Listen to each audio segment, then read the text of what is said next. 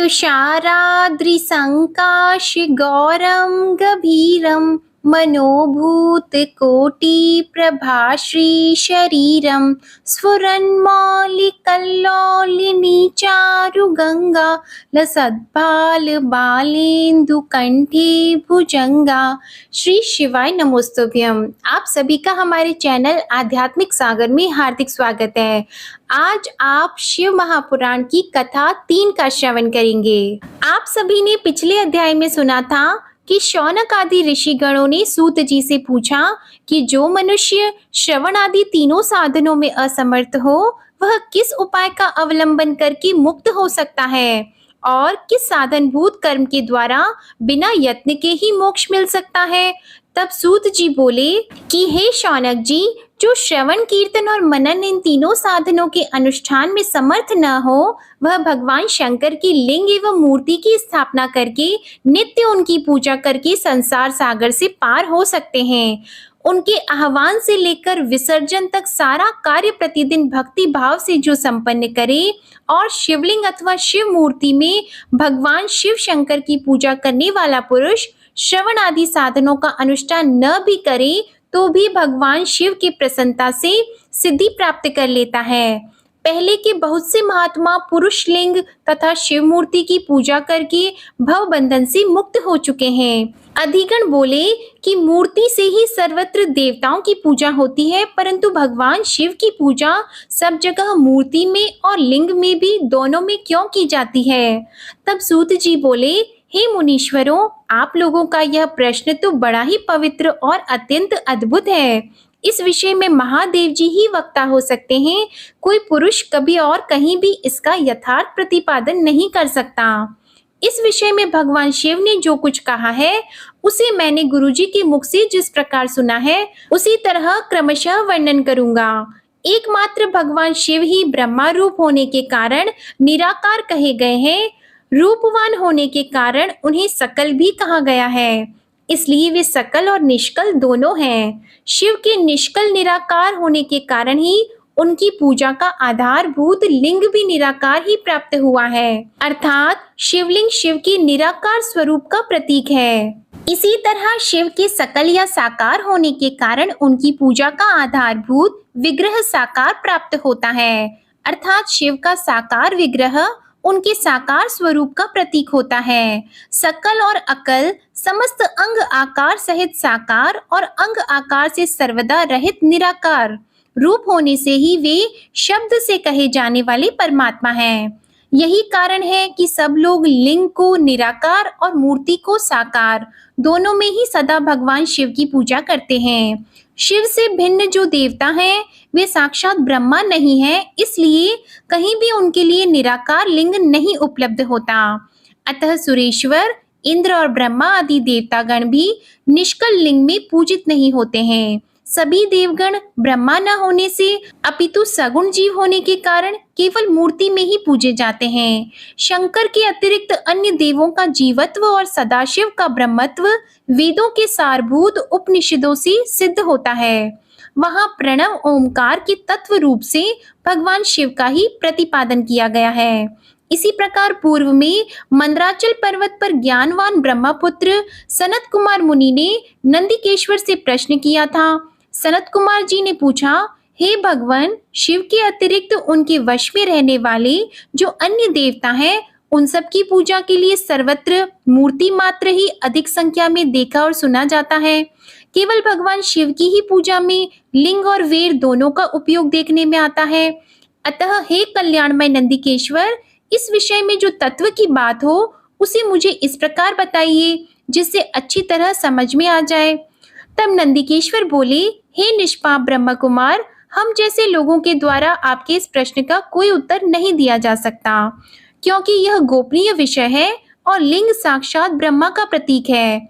इस विषय में भगवान शिव ने जो कुछ बताया है उसे मैं आपको शिव भक्त के समक्ष कहता हूँ। भगवान शिव ब्रह्मा स्वरूप और निष्कल निराकार हैं, इसलिए उनकी ही पूजा में निष्कल लिंग का उपयोग होता है। संपूर्ण वेदों का यही मत है, वे ही सकल हैं।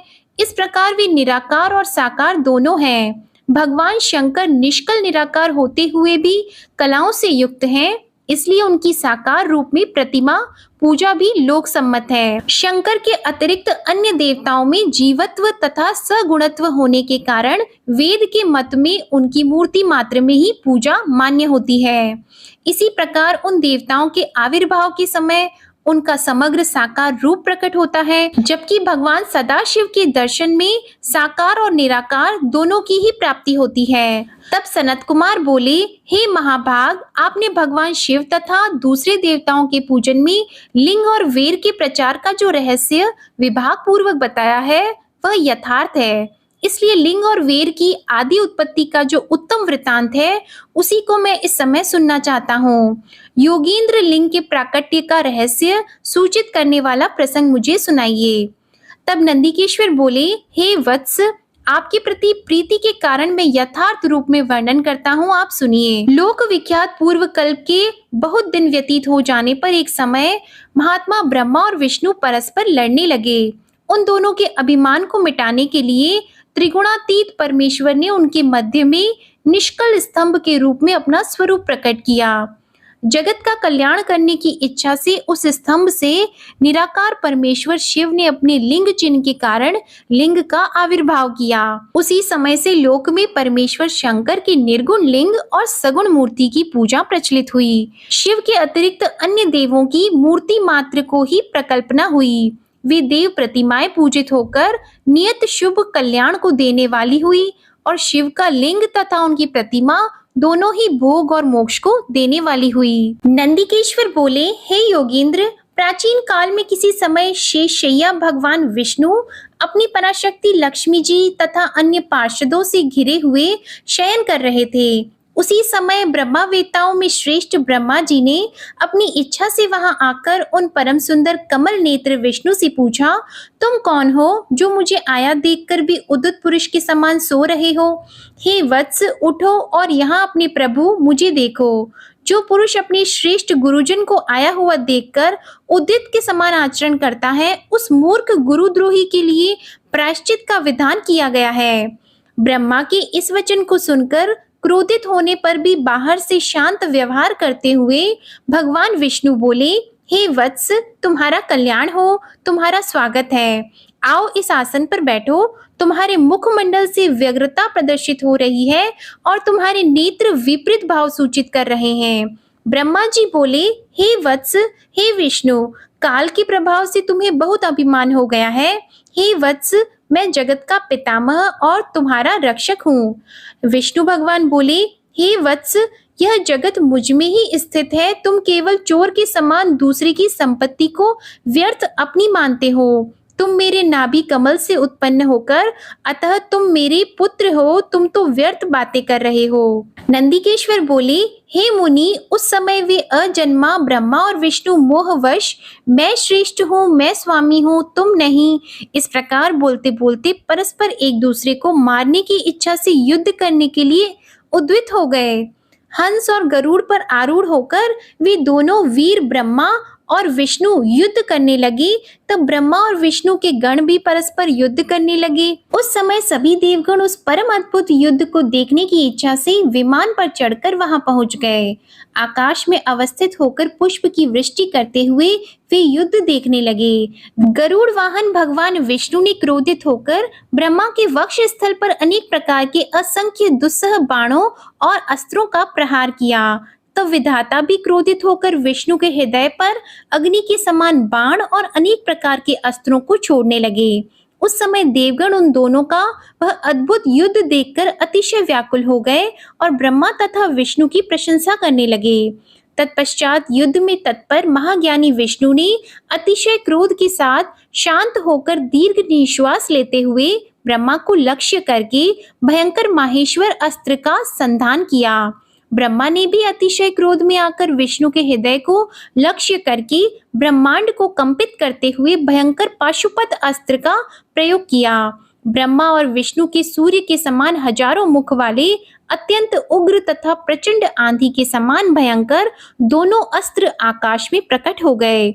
इस प्रकार ब्रह्मा और विष्णु का आपस में भयंकर युद्ध होने लगा। हे तात, उस युद्ध को देखकर सभी देवगण राज विप्लव के समय ब्राह्मणों के समान अतिशय दुखी और व्याकुल होकर परस्पर कहने लगे, जिसके द्वारा सृष्टि, स्थिति, प्रलय, तिरोभाव तथा अनुग्रह होता है और जिसकी कृपा के बिना इस भूमंडल पर अपनी इच्छा से एक तृण का भी विनाश करने में कोई भी समर्थ नहीं है, उन त्रिशूलधारी ब्रह्मा स्वरूप महेश्वर को नमस्कार है।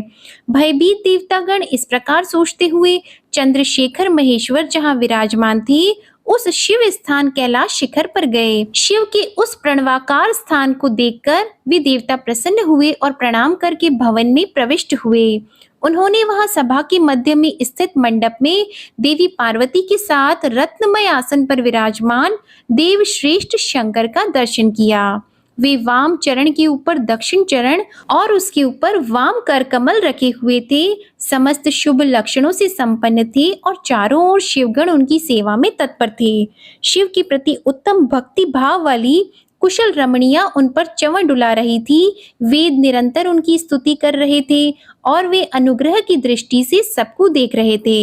हे वत्स, उन महेश्वर शिव को देखकर आनंद अश्रु से परिपूर्ण नेत्रों वाले देवताओं ने दूर से ही उन्हें दंडवत प्रणाम किया।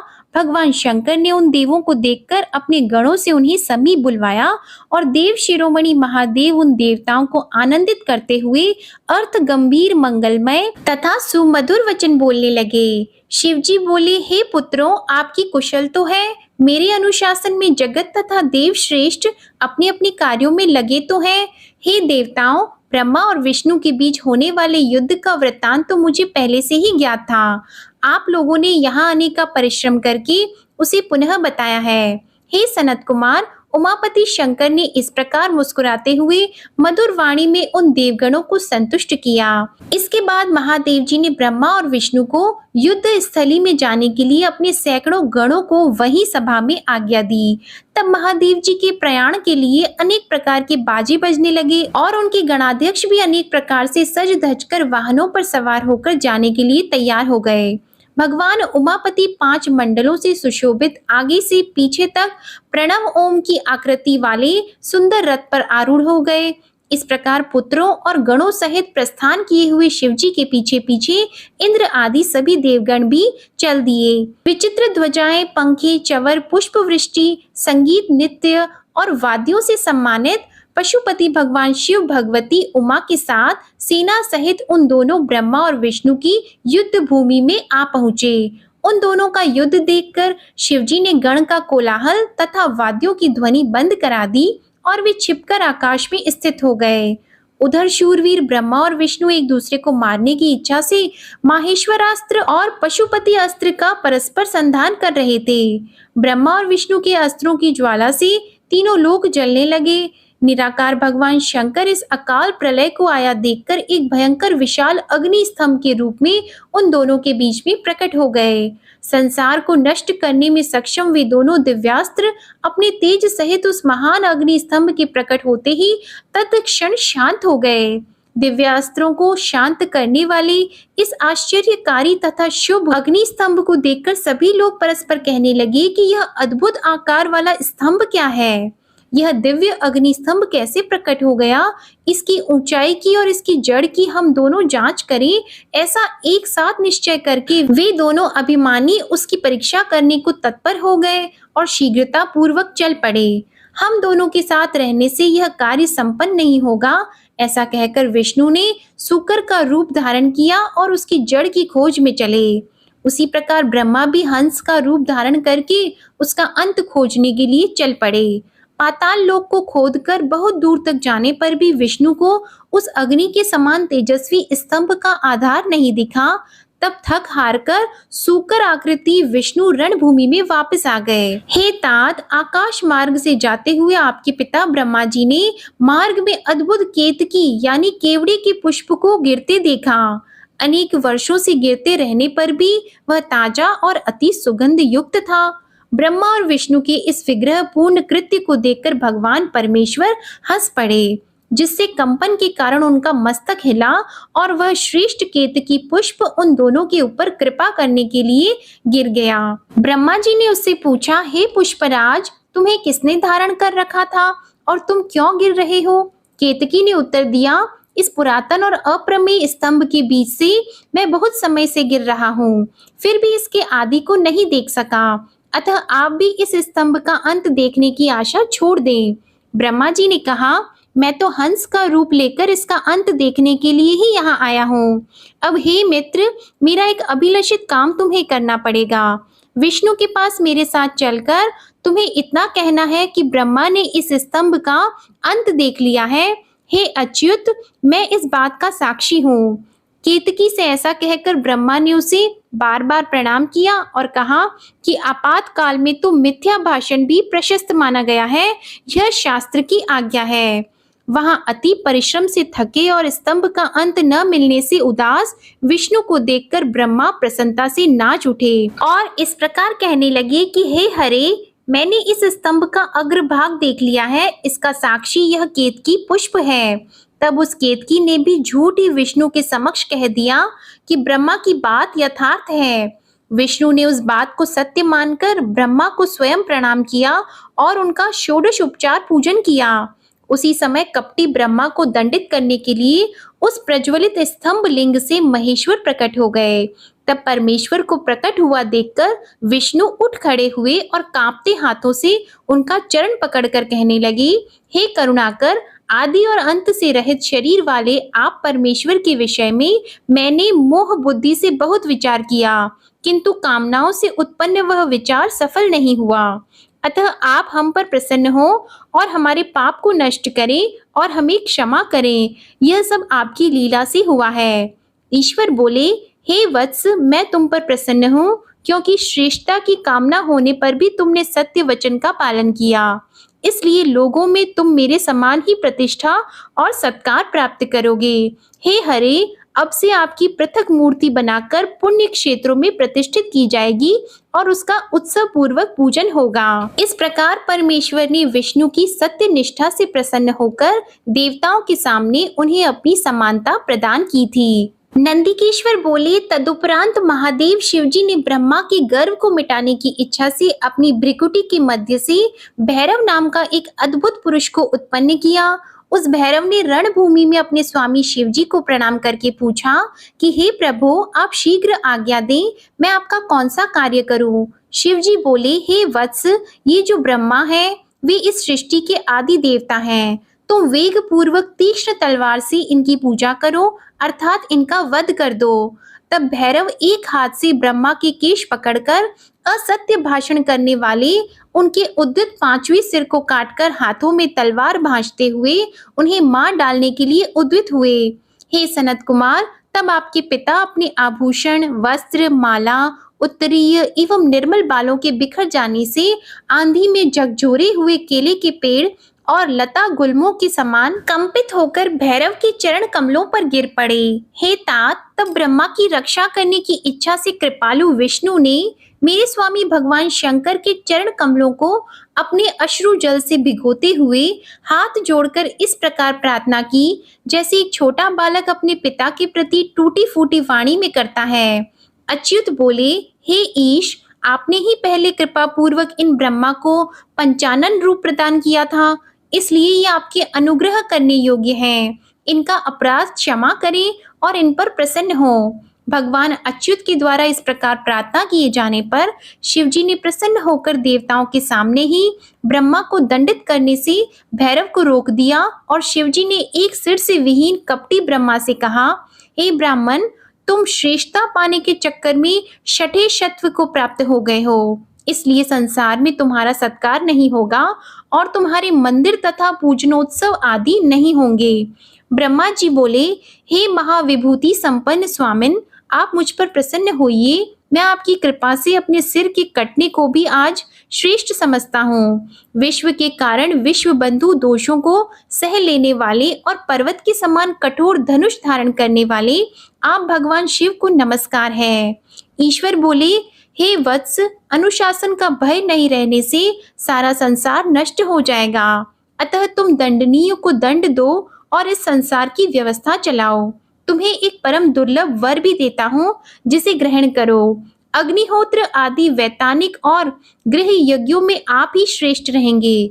सर्वांग पूर्ण और पुष्कल दक्षिणा वाला यज्ञ भी आपके बिना निष्फल होगा।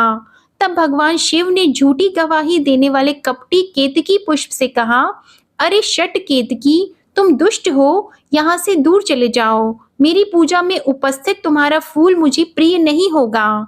शिवजी द्वारा इस प्रकार कहते ही सभी देवताओं ने केतकी को उनके पास से हटाकर अन्यत्र भेज दिया। केतकी बोला, हे नाथ, आपको नमस्कार है।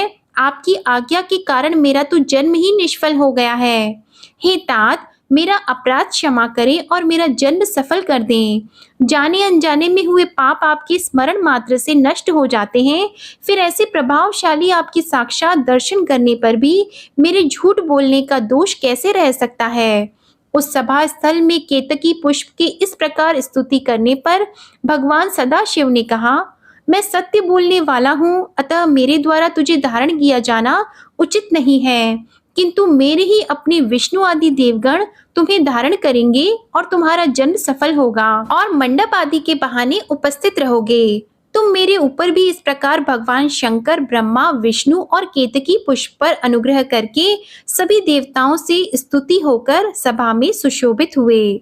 नंदिकेश्वर बोले, वे दोनों ब्रह्मा और विष्णु भगवान शंकर को प्रणाम करके दोनों हाथ जोड़कर उनके दाएं बाएं भाग में चुपचाप खड़े हो गए।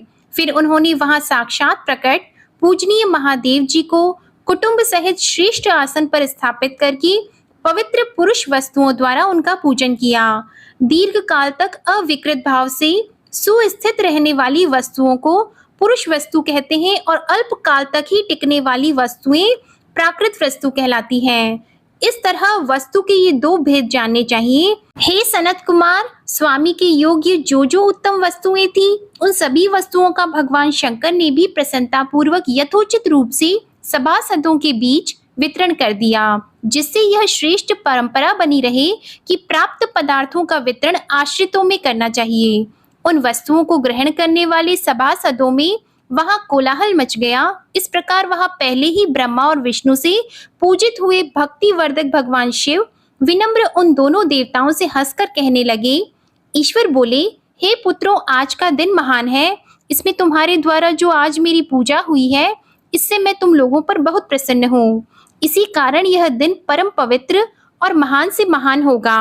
आज की यह तिथि शिवरात्रि के नाम से विख्यात होकर मेरे लिए परम प्रिय होगी। इस समय जो मेरे लिंग निष्कल अंग आकृति से रहित निराकार स्वरूप के प्रतीक और वीर सकल साकार रूप के प्रतीक विग्रह की पूजा करेगा, वह पुरुष जगत की सृष्टि और पालन आदि कार्य भी कर सकता है। जो शिवरात्रि को दिन रात निराहार एवं जितेंद्रिय रहकर अपनी शक्ति के अनुसार निष्कपट भाव से मेरी यथोचित पूजा करेगा, उसको मिलने वाले फल का वर्णन सुनो। 1 वर्ष तक निरंतर मेरी पूजा करने पर जो फल मिलता है, वह सारा फल केवल शिवरात्रि को मेरा पूजन करने से मनुष्य तत्काल प्राप्त कर लेता है। जैसे पूर्ण चंद्रमा का उदय समुद्र की वृद्धि का अवसर है, उसी प्रकार यह शिवरात्रि तिथि मेरे धर्म की वृद्धि का समय है। इस तिथि में मेरी स्थापना आदि का मंगलमय उत्सव होना चाहिए। हे वत्सों, पहले मैं जब ज्योतिर्मय स्तंभ रूप से प्रकट हुआ था, उस समय मार्गशीर्ष मास में आद्रा नक्षत्र था। अतः जो पुरुष मार्गशीर्ष मास में आद्रा नक्षत्र होने पर मुझे उमापति का दर्शन करता है अथवा मेरी मूर्ति या लिंग की ही झांकी का दर्शन करता है, वह मेरे लिए कार्तिकेय से भी अधिक प्रिय है। उस शुभ दिन मेरे दर्शन मात्र से पूरा फल प्राप्त होता है। यदि मेरा पूजन भी किया जाए तो उसका अधिक फल प्राप्त होता है, जिसका वाणी द्वारा वर्णन नहीं हो सकता। इस रणभूमि में मैं लिंग रूप से प्रकट होकर बहुत बड़ा हो गया था, अतः उस लिंग के कारण यह भूतल लिंग स्थान के नाम से प्रसिद्ध हुआ। हे पुत्रों, जगत के लोग इसका दर्शन और पूजन कर सकें, इसके लिए यह अनादि और अनंत ज्योति स्तंभ अत्यंत छोटा हो जाएगा। यह लिंग सब प्रकार के भीगों को सुलभ कराने वाला और भोग तथा मोक्ष का एकमात्र साधन होगा। इसका दर्शन, स्पर्श तथा ध्यान प्राणियों को जन्म और मृत्यु से छुटकारा दिलाने वाला होगा। अग्नि के पहाड़ जैसा जो यह शिवलिंग यहाँ प्रकट हुआ है, इसके कारण यह स्थान अरुणाचल नाम से प्रसिद्ध होगा। यहाँ अनेक प्रकार के बड़े बड़े तीर्थ प्रकट होंगे। इस स्थान में निवास करने या मरने से जीवों का मोक्ष हो जाएगा। रथोत्सव आदि के आयोजन से यहाँ सर्वत्र अनेक लोग कल्याणकारी रूप से निवास करेंगे। इस स्थान पर किया गया दान, हवन और जप, यह सब करोड़ गुना फल देने वाला होगा। यह क्षेत्र मेरे सभी क्षेत्रों में श्रेष्ठतम होगा। यहाँ मेरा स्मरण करने मात्र से प्राणियों की मुक्ति हो जाएगी। अतः यह परम रमणीय क्षेत्र अति महत्वपूर्ण है। यह सभी प्रकार के कल्याणों से पूर्ण, शुभ और सबको मुक्ति प्रदान करने वाला होगा। इस लिंग में मुझ लिंगेश्वर की अर्चना करके मनुष्य सालोक्य, सामीप्य, सारूप्य, साष्टय और सायुज्य इन पांचों प्रकार की मुक्तियों का अधिकार प्राप्त कर लेगा। आप लोगों को भी शीघ्र ही सभी मनोवांछित फल प्राप्त होंगे। नंदिकेश्वर बोले, इस प्रकार विनम्र ब्रह्मा और विष्णु पर अनुग्रह करके भगवान शंकर ने उनके जो सैन्य दल परस्पर युद्ध में मारे गए थे, उन्हें अपनी अमृत वर्षिणी शक्ति से जीवित कर दिया और उन दोनों ब्रह्मा और विष्णु की मूढ़ता और पारस्परिक बैर को मिटाने के लिए भगवान शंकर उन दोनों से कहने लगे, मेरे दो रूप हैं, सकल और निष्कल। दूसरे किसी के ऐसे रूप नहीं है, अतः मेरे अतिरिक्त अन्य सब अनीश्वर हैं। हे पुत्रों, पहले मैं स्तंभ रूप से प्रकट हुआ, फिर अपने साक्षात रूप से ब्रह्मा भाव मेरा निष्कल रूप है और महेश्वर भाव सकल रूप है। ये दोनों मेरे ही सिद्ध रूप हैं, मेरे अतिरिक्त किसी दूसरे के नहीं हैं। इस कारण तुम दोनों का अथवा अन्य किसी का भी ईश्वरत्व कभी नहीं है। अज्ञान के कारण तुम दोनों को जो यह ईश्वरत्व का आश्चर्यजनक अभिमान उत्पन्न हो गया था, उसे दूर करने के लिए ही मैं इस रणभूमि में प्रकट हुआ हूँ। उस अपने अभिमान को छोड़ दो और मुझ परमेश्वर में अपनी बुद्धि स्थिर करो। मेरे अनुग्रह से ही सभी लोकों में सब कुछ प्रकाशित होता है।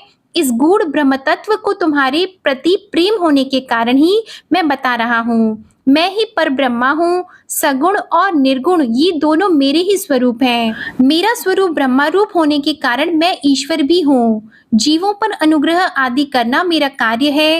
हे ब्रह्मा और केशव, सबसे बृहत और जगत की वृद्धि करने वाला होने के कारण मैं ब्रह्मा हूँ। हे पुत्रों, सर्वत्र सम रूप से स्थित और व्यापक होने से मैं ही सबका आत्मा हूँ। अन्य सभी जीव अनात्मक रूप हैं, इसमें संदेह नहीं। हे पुत्रों, लिंग लक्षण युक्त होने के कारण यह मेरा ही लिंग चिन्ह है। तुम दोनों को प्रतिदिन यहाँ रहकर इसका पूजन करना चाहिए। यह मेरा ही स्वरूप है और मेरे सामीप्य की प्राप्ति कराने वाला है। लिंग और लिंगी में नित्य अभेद होने के कारण मेरे इस लिंग का महान पुरुषों को भी पूजन करना चाहिए। हे वत्सो, जहाँ जहाँ जिस किसी ने मेरे लिंग को स्थापित कर लिया, वहाँ मैं अप्रतिष्ठित होने पर भी प्रतिष्ठित हो जाता हूँ। मेरे एक लिंग की स्थापना करने का फल मेरी समानता की प्राप्ति बताया गया है। एक के बाद दूसरे शिवलिंग की भी स्थापना कर दी गई, तब फल स्वरूप से मेरे साथ एकत्व रूप फल प्राप्त होता है। प्रधानतया शिवलिंग की ही स्थापना करनी चाहिए। मूर्ति की स्थापना उसकी अपेक्षा गौण है। शिवलिंग के अभाव में सब ओर से मूर्ति युक्त होने पर भी वह स्थान क्षेत्र नहीं कहलाता। महादेव जी कहते हैं, हे पुत्रों, मेरे ध्यान से शून्य होने के कारण तुम दोनों में मूर्ता आ गई है। मेरा ज्ञान रहने पर महेश के समान अभिमान और स्वरूप नहीं रहता। इसलिए मेरे ज्ञान की सिद्धि के लिए मेरे ओमकार नामक मंत्र का तुम दोनों जप करो। यह अभिमान को दूर करने वाला है। पूर्व काल में मैंने अपने स्वरूप भूत मंत्र का उपदेश किया है, जो ओमकार के रूप में प्रसिद्ध है। वह महामंगलकारी मंत्र है। सबसे पहले मेरे मुख से ओमकार प्रकट हुआ, जो मेरे स्वरूप का बोध कराने वाला है। ओमकार वाचक है और मैं वाच्य हूँ। यह मंत्र मेरा स्वरूप है। प्रतिदिन ओमकार का निरंतर स्मरण करने से मेरा ही सदा स्मरण होता रहता है। यह मंत्र शिव और शक्ति दोनों का बोधक है। इसी प्रणव से पंचाक्षर मंत्र की उत्पत्ति हुई है, जो मेरे सकल रूप का बोधक है। वह अकार आदि क्रम से और नकार आदि क्रम से क्रमशः प्रकाश में आया है। इस पंचाक्षर मंत्र से मातृका वर्ण प्रकट हुए हैं, जो 5 भेद वाले हैं। उसी से शिरो मंत्र तथा 4 मुखों से त्रिपदा गायत्री का प्राकट्य हुआ है। उस गायत्री से संपूर्ण वेद प्रकट हुए हैं और उन वेदों से करोड़ों मंत्र निकले हैं। उन मंत्रों से भिन्न भिन्न कार्यों की सिद्धि होती है, परंतु इस प्रणव एवं पंचाक्षर से संपूर्ण मनोरथों की सिद्धि होती है। इस मूल मंत्र से भोग और मोक्ष दोनों ही सिद्ध होते हैं। मेरे सकल स्वरूप से संबंध रखने वाले सभी मंत्र राज साक्षात भोग प्रदान करने वाले और शुभकारक हैं। नंदिकेश्वर बोले, तदंतर जगदम्बा पार्वती के साथ बैठे हुए गुरुवर महादेव जी ने उत्तराभिमुख बैठे हुए ब्रह्मा और विष्णु को पर्दा करने वाले वस्त्र से आच्छादित करके उनके मस्तक पर अपना कर कमल रखकर धीरे धीरे उच्चारण करके उन्हें उत्तम मंत्र का उपदेश दिया।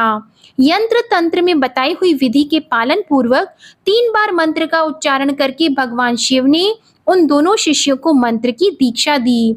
तत्पश्चात उन शिष्यों ने गुरु दक्षिणा के रूप में अपने आप को ही समर्पित कर दिया और दोनों हाथ जोड़कर उनके समीप खड़े होकर उन देव श्रेष्ठ जगत गुरु का स्तवन किया। ब्रह्मा और विष्णु बोले, हे प्रभु, आप निष्कल रूप हैं, आपको नमस्कार है। आप निष्कल तेज से प्रकाशित होते हैं, आपको नमस्कार है। आप सबके स्वामी हैं, आपको नमस्कार है। आप सर्वात्मा को नमस्कार है अथवा सकल स्वरूप आप महेश्वर को नमस्कार है। आप प्रणव के वाच्यार्थ हैं, आपको नमस्कार है। आप प्रणव लिंग वाले हैं, आपको नमस्कार है। सृष्टि, पालन, संहार, तिरोभाव और अनुग्रह करने वाले आपको नमस्कार है। आपके 5 मुख हैं, आपको नमस्कार है। पंच ब्रह्मा स्वरूप 5 कृत्य वाले आपको नमस्कार है। आपकी शक्तियां अनंत हैं, आप सबकी आत्मा है, ब्रह्मा है। आपके गुण और आपकी शक्तियां भी अनंत हैं, आपको नमस्कार है। आपके सकल और निष्कल 2 रूप हैं, आप सद्गुरु एवं शंभु हैं, आपको नमस्कार है। इस प्रकार अपने गुरु महेश्वर की स्तुति करके ब्रह्मा और विष्णु ने उनके चरणों में प्रणाम किया। ईश्वर बोले, हे वत्सो, मैंने तुम दोनों से सारा तत्व कहा और दिखा दिया। तुम दोनों देवी के द्वारा उपदिष्ट प्रणव ओम, जो मेरा ही स्वरूप है, उसका निरंतर जप करो। इसके जप से ज्ञान, स्थिर भाग्य सब कुछ सदा के लिए प्राप्त हो जाता है। आद्रा नक्षत्र से युक्त चतुर्दशी को प्रणव का जप किया जाए तो वह अक्षय फल देने वाला होता है। सूर्य की संक्रांति से युक्त महाआद्रा नक्षत्र में एक बार किया हुआ प्रणव जप कोटि गुना जप का फल देता है। मृगशिरा नक्षत्र का अंतिम भाग तथा पुनर्वसु का आदि भाग पूजा, होम और तर्पण आदि के लिए सदा आद्र की समान ही होता है। यह जानना चाहिए, मेरा या मेरे लिंग का दर्शन प्रभात काल में ही, प्रातः तथा संगव मध्याह्न की पूर्व काल में करना चाहिए। मेरे दर्शन पूजन के लिए चतुर्दशी तिथि निशित व्यापिनी अथवा प्रदोष व्यापिनी लेनी चाहिए, क्योंकि परिवर्तनी अमावस्या तिथि से संयुक्त चतुर्दशी की ही प्रशंसा की जाती है। पूजा करने वालों के लिए मेरी मूर्ति तथा लिंग दोनों समान है, फिर भी मूर्ति की अपेक्षा लिंग का स्थान श्रेष्ठ है। इसलिए मुमुक्षु पुरुषों को चाहिए कि वे वेर यानी मूर्ति से भी श्रेष्ठ समझकर लिंग का ही पूजन करें। लिंग का ओमकार मंत्र से और वेर का यानी मूर्ति का पंचाक्षर मंत्र से पूजन करना चाहिए। शिवलिंग को स्वयं ही स्थापना करके अथवा दूसरों से भी स्थापना करवाकर उत्तम द्रव्यमय उपचारों से पूजा करनी चाहिए। इससे मेरा पद सुलभ हो जाता है। इस प्रकार उन दोनों शिष्यों को उपदेश देकर भगवान शिव वहीं अंतर ध्यान हो गए। आज की कथा समाप्त होती है। अगले अध्याय में शिवलिंग की स्थापना और उसके पूजन की विधि का वर्णन आप सुनेंगे। इसके लिए आप हमारे चैनल आध्यात्मिक सागर को सब्सक्राइब करके बेल आइकन दबाएं। वीडियो पसंद आए तो उसे लाइक करें और शेयर करें और कमेंट सेक्शन में भगवान भोलेनाथ की जय लिखना ना भूलें। धन्यवाद।